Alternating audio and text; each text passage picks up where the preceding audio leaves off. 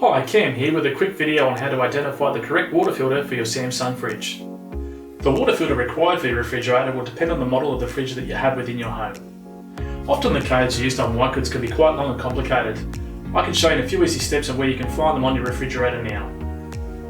On French door models, the internal label is located on the left-hand side of the fridge's shelving, and the external label is located at the base of the fridge's left-hand side exterior. For side-by-side models, the internal label is located on the left of the top door, and the external label is located on the left-hand side of the freezer drawer. For combi fridges, the internal label is located on the inside left of the refrigerator, and the external label is located at the base of the left of the fridge.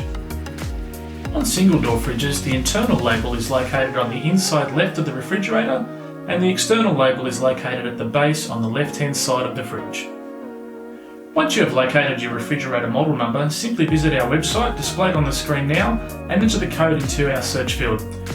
Once you've done this, you'll be directed to the correct water filter product, or alternatively call us on 1300 742 249 and one of our friendly staff will be there to help you.